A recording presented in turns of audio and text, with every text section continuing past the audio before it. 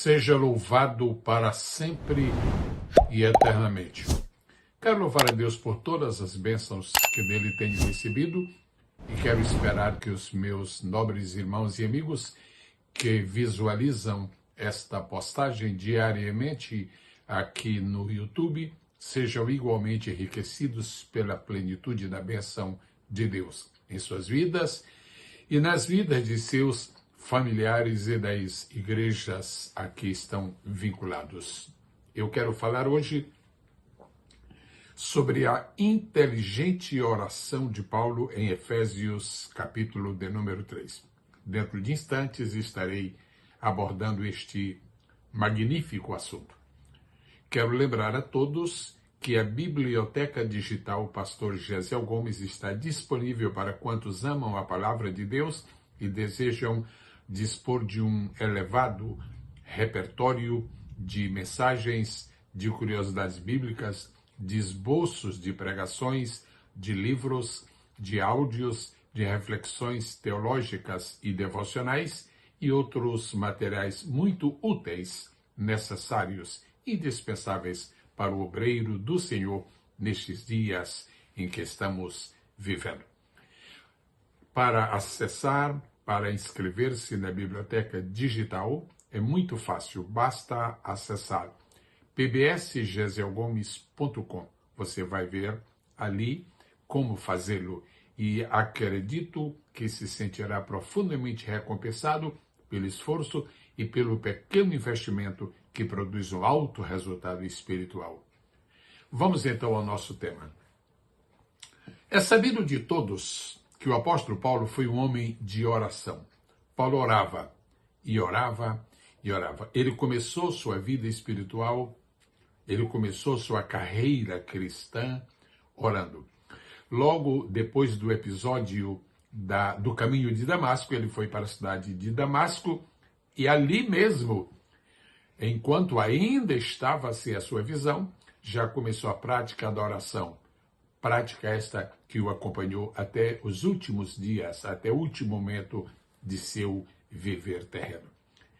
Agora, Paulo não apenas orou, Paulo nos ensina hoje como orar, porque ele aprendeu com Jesus a orar bem, a orar com sabedoria, a orar com inteligência, e algumas de suas orações estão registradas na Bíblia para nosso enlevo espiritual, mas muito mais do que enlevo, para nosso aprendizado espiritual.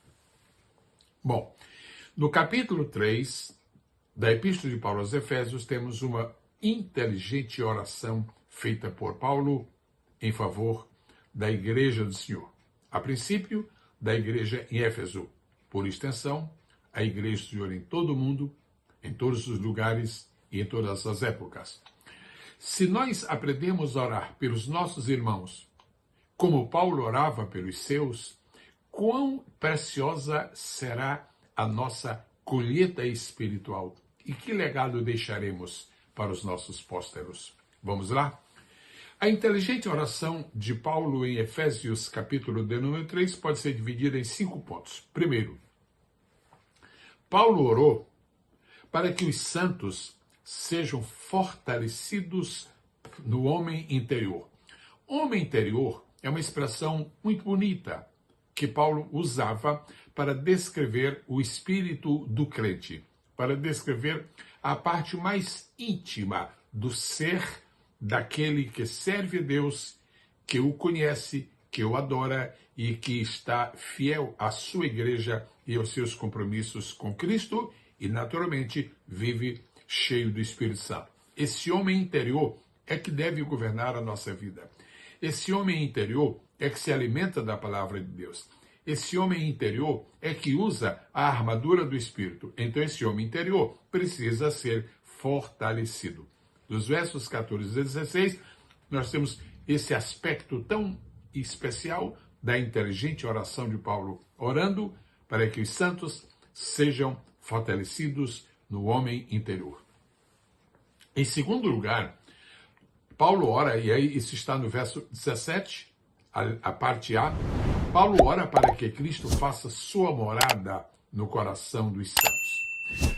Às vezes nós conversamos com algumas pessoas e depois de nosso diálogo com elas, nós começamos a meditar e chegamos à imaginação, à suposição de que aquela pessoa, na verdade, tenha Cristo como hóspede.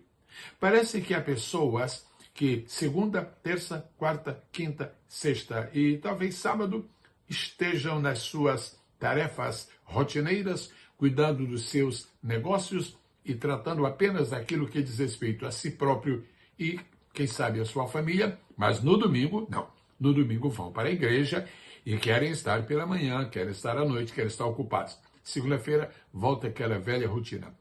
Se Cristo só está dirigindo a nossa vida no domingo, parece que ele não mora conosco. O nosso coração é mais um hotel para um fim de semana do que uma residência para a morada efetiva. Paulo está orando ao Senhor para que Cristo faça morada no coração dos santos. Meus amados irmãos, vamos fazer esta oração também pelos nossos amigos, pelos nossos irmãos, pelos nossos conhecidos? Se Cristo mora no coração, ele está todos os dias da semana. Se Cristo mora no coração, ele está todas as horas do dia. Se Cristo mora no coração, ele está todos os minutos de cada hora. Mas se Cristo mora no coração, ele supervisiona a nossa vida. Ele dirige os nossos passos. Ele monitora as nossas decisões. Ele avalia as nossas intenções. Ele nos dá segurança. Ele nos dá proteção. Isto é o resultado de ter a Cristo morando em nosso coração. Foi em favor disto que Paulo orou. A terceira parte da oração de Paulo, a inteligente oração de Paulo em Efésios 3, está na parte B do verso 17 e entra no verso 18. Ele ora para que os santos apreendam, assimilem as dimensões do nosso maravilhoso Senhor. Conhecer a Cristo é indispensável. Há pessoas que aceitaram a Jesus e o identificaram como seu Salvador, mas estacionaram. Elas não prosperaram, elas não prosseguiram, elas não se esmeraram no conhecimento de Cristo. Cristo é mais que o nosso Salvador, é o nosso Salvador, mas é também o nosso Senhor. Ele quer ser também o nosso médico, ele quer dirigir a nossa vida, ele quer trabalhar por nós como nosso pastor, ele quer nos conduzir a pastos verdejantes, porque ele é o nosso guia. Será que nós teremos um conhecimento amadurecido de Cristo? Será que nós compreendemos, na verdade, as muitas dimensões do ministério de Cristo sobre a nossa vida? Paulo orou neste sentido. Agora vamos passar para o número 4. Isso está na parte A do verso 19. Paulo orou para que os santos conheçam o amor de Cristo. Parece que não há muita inteligência em orar por alguém para conhecer o amor de Cristo. Mas, pelo contrário, é muita inteligência. É prova de sabedoria de qualquer pessoa orar pelos seus irmãos para que conheçam o amor de Cristo. O conhecimento teórico do amor de Cristo não é grande coisa. O melhor mesmo é o conhecimento experimental. O amor não é algo para estar na cabeça. O amor não é algo para ser dissecado por vias intelectuais. O amor não é algo que seja filosoficamente dissecado. Não! O amor é uma virtude. O amor é um sentimento. O amor é algo que procede da própria natureza de Deus. E Paulo orava para que os crentes conhecessem a multidimensão do amor de Cristo. A largura, o comprimento, a altura, a profundidade. Há tantas coisas especiais para conhecer. Por exemplo, quando Jesus esteve na cruz, braços estendidos, ali nós temos uma ideia da extensão do seu amor. Para cima estava o relacionamento com o Pai. Para baixo estava o relacionamento com o mundo inferior, o mundo dos mortos. Para a direita está a noção daqueles que o aceitam como seu Salvador, que o aceitariam quando ele estava na cruz, e que passaram a aceitar a partir do dia de Pentecostes, numa expressão mais formal, mais deliberada, mais consistente, mais consentânea. E para a esquerda também.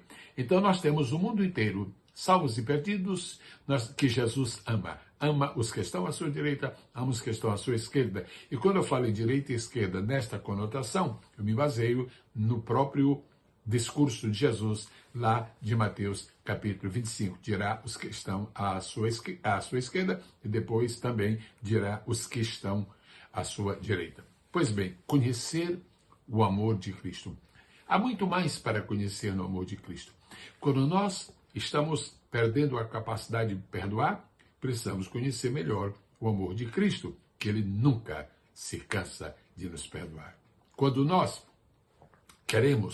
damos vazão ao nosso sentimento de egoísmo, quando nós queremos muitas vezes parecer que somos alguém e sobe ao nosso coração aquele senso de importância e perdemos a humildade, nós precisamos conhecer outra vez melhor o amor de Cristo, que se esvaziou a si mesmo a fim de tornar-se homem e ficar sujeito à morte, morte de cruz, e desceu até a sepultura. É preciso conhecer o amor de Cristo. Amor que nos faz ser atraídos a Ele. Amor que resulta numa profunda paixão pelas nossas vidas, a ponto de estar sempre pronto a nos ajudar, a nos ensinar, a corrigir as rotas da nossa vida. Conhecer o amor de Cristo. E por último, depois que Paulo orou para que os santos fossem fortalecidos no homem interior, depois que Paulo orou para que Cristo faça sua morada no coração dos santos, depois que Paulo orou para que os santos assimilem as dimensões do próprio Cristo, depois que Paulo orou para que os santos conheçam o amor de Cristo, ele finalmente orou para que os santos sejam cheios. Mas cheios até onde? Cheios até quando? Cheios até como? Até desfrutarem da plenitude de Deus. Esta é uma das palavras mais lindas do vocabulário bíblico, plenitude. E Paulo usava com muita sapiência, Paulo usava com muita segurança, Paulo usava com muita solidez. Plenitude. A plenitude significa que nós estamos aproveitando tudo aquilo que Deus nos oferece. A plenitude de Deus significa que nós estamos dispostos a obedecer em todas as suas palavras. A plenitude de Deus significa que nós não deixamos nenhuma área da nossa vida que não esteja debaixo do seu senhorio, que não esteja debaixo de sua gestão, que por ele não seja monitorado. Plenitude de Deus. Essa plenitude de Deus, nós podemos entendê-la apenas no tocante ao Pai, mas podemos entendê-la também de modo trinitário. Nós precisamos da plenitude do Pai, nós precisamos da plenitude do Filho, e nós precisamos da plenitude do Espírito Santo. E por falar em plenitude do Espírito Santo, nessa mesma carta de Paulo aos Efésios, capítulo 5, versículo 18, nós temos, para todos nós, a palavra extraordinária em forma de mandamento: enchei-vos do Espírito. Deus a todos abençoe, no nome de Jesus. Que linda é a carta de Paulo aos Efésios. Que maravilhoso é este texto que nós acabamos de passar em revista diante de nós. Eu aproveito a oportunidade, meus irmãos e minhas irmãs, para dizer-lhes que eu realizei um seminário online sobre as riquezas, sobre as profundezas, sobre os segredos, sobre os tesouros, sobre as pérolas da Epístola aos Efésios. Foi um seminário ao qual compareceram vários pastores, graças a Deus por eles. Pois bem, o seminário terminou, mas eu estou transformando as aulas desse seminário em um curso bíblico permanente, ou seja, para uso permanente, e ele estará disponível dentro de alguns dias, e os irmãos que interessarem poderão se comunicar comigo. Se você, meu irmão, se a senhora, minha irmã, não dispôs da oportunidade de frequentar o seminário sobre Efésios, terá agora, dentro de poucos dias, talvez uma semana, no máximo duas, a oportunidade de adquirir o curso bíblico sobre as profundezas espirituais da carta de Paulo aos Efésios. O que tem que fazer?